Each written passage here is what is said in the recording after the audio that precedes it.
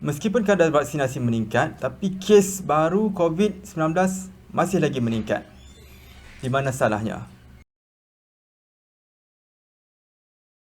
Mula-mula kita cue muzik seram.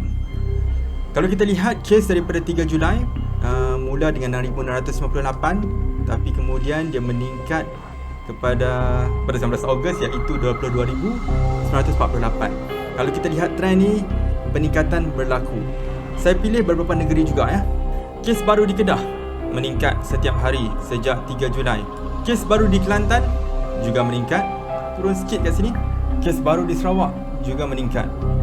Kes baru di Selangor naik, kemudian lebih kurang konstan. Kes baru di Kuala Lumpur naik dan macam nak turun dah. Kes baru di Putrajaya naik juga turun. Ni daripada bulan Julai hari tu. Dan kes baru di Labuan dah turun. Okey, ini adalah lanjutan daripada video yang hari tu. Ada saya share tentang kes di UK. Dr. Malar pun ada share juga. So adalah dengar suara saya kan, tapi tak nampak muka. So ni tunjuk muka lah.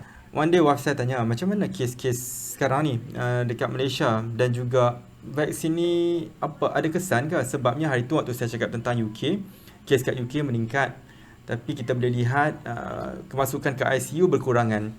Kebetulan hari tu ada kawan share yang Kementerian Kesihatan ada berkongsi data-data mereka. Kalau anda nak check sendiri, anda bolehlah masuk dan search GitHub KKM dan anda boleh dapatlah data daripada GitHub ni. Memang data-data sini semua ada kat sini ya, dah tak ada masalah dah. So boleh check tentang data-data kes di Malaysia, data tentang keluar masuk sakit, kematian dan sebagainya.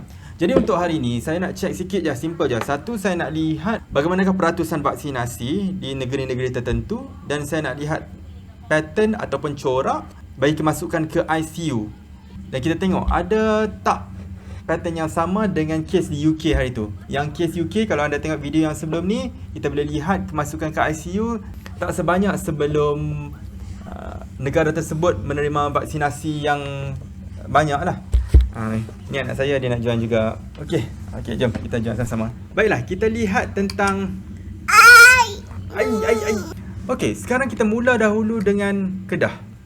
Untuk kes baru seperti mana saya tunjuk tadi, kes dia banyak meningkat setiap hari. Kita melihat orang yang menerima 2 dos di Kedah. Daripada bulan Julai sampailah ke Ogos awal Julai dengan baru-baru ni lah 2-3-4 hari yang lepas, bilangan orang yang dah dapat 2 dos hanya dah 23.9%.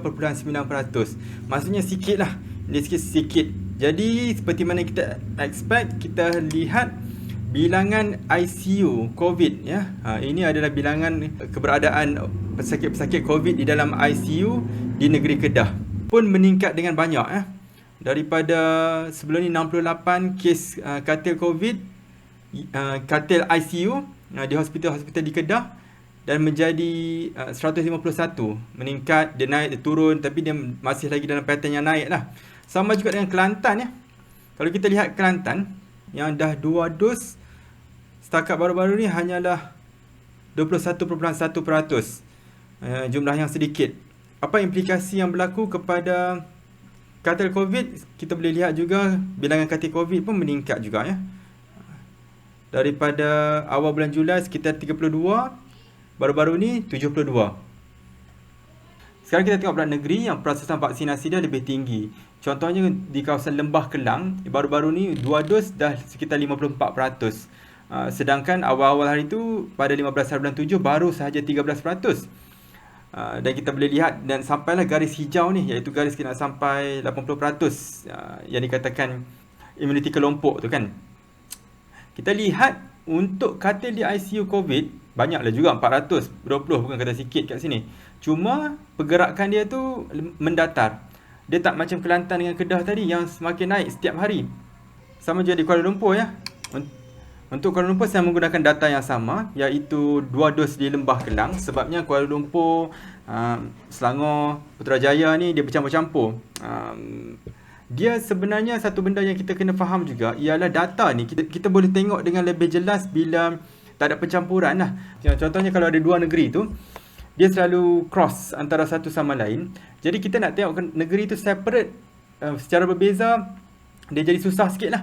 Sebabnya negeri itu sendiri dia selalu bercampur. Itu sebabnya kalau macam Lembah Kelang ni, kita boleh lihat KKM pun dah gabungkan data. Sebab lebih mudah untuk lihat masuk Kuala Lumpur dengan Selangor ni bukan macam nak masuk Kedah. Kita masuk Kedah, kat Sungai Petani tu dia ada tulis dah selamat datang ke Kedah kan. Kat masuk highway tu. Ini kalau masuk Selangor ke KL tak nampak pun, tak ada pun tulis selamat datang ke Kuala Lumpur. So kita tak tahu pun kita kat KL ke kat Selangor bila kat atas jalan tu. Especially kalau orang bukan Selangor lah. Itu sebabnya kita ni orang Kedah ni kita ni kalau orang kampung kita sebut semua tu KL, kita tak sebut Selangor kan. So ni lah ceritanya.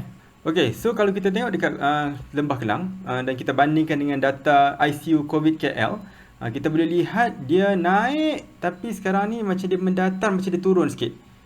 So harapannya dia akan makin turun lagi lah. Dan Putrajaya pun lebih kurang macam tu juga. Untuk kes baru di Putrajaya dia naik dan turun. Dan kita lihat ICU COVID di Putrajaya dia lebih kurang mendatar. Tapi bilangan dia tak ramai lah, 8. Lepas tu yang paling tinggi sini pun lebih kurang 22 orang, ya. Walaupun bagaimanapun 22 ni adalah nyawa-nyawa manusia lah. Jadi bukanlah kita kata 22 tu sikit kita boleh buat selamba je kan. Okey, tapi salah satu data yang menarik untuk dilihat ialah Labuan. Kerana Labuan juga antara yang mempunyai peratusan vaksinasi yang tinggi. Kalau kita lihat daripada 1898 dan 61.9 rakyat Labuan telah pun diberikan vaksin. Jadi kalau kita lihat ICU COVID untuk di Labuan ni, bilangannya pun berkurang ya. Sejak daripada 12 hari bulan 8 dah tak ada dah orang yang masuk ke dalam ICU di Labuan. So ini adalah salah satu contoh yang baik sebabnya Labuan dia tak macam negeri-negeri di Semenanjung.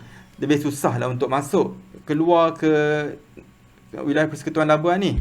Berbanding contohnya kalau kita lihat kes tadi macam di Kedah, ada kemungkinan Pulau Pinang, orang Pulau Pinang pun masuk ke Kedah, orang Kedah keluar ke Pulau Pinang kerana pergi kerja dan sebagainya. Negeri-negeri macam tu lebih susah untuk dikawal. Itu sebab kalau once kerajaan dah buka sempadan, dah boleh rentas kepada negeri, kita dah tak boleh lihat dah secara negeri yang macam ni. Sebabnya dia dah bercampur aduk dah. Jadi kita tak boleh lihat dengan lebih mudah lah. Yang ni nampak lebih clear lah. Kalau kita lihat dekat sini, line orange ni adalah peratusan yang telah divaksin.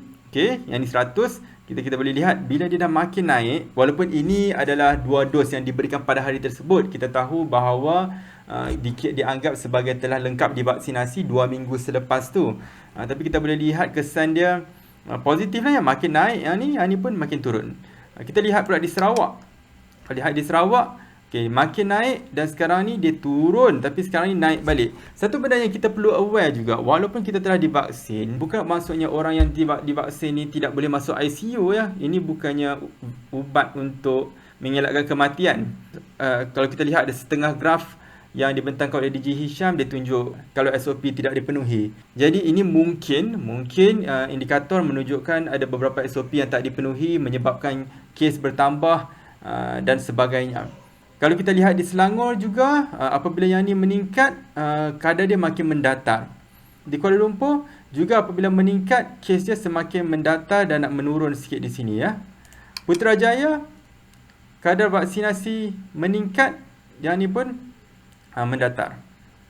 Tapi kalau kita lihat contohnya di Kedah, kadar vaksinasi meningkat, tapi sekarang ni masih lagi di kawasan yang rendah ya. Jadi dia tidak dapat cover lah. Itu sebab yang ni pun semakin meningkat. Jadi orang Kedah juga, orang Kelantan ni masih lagi rendah.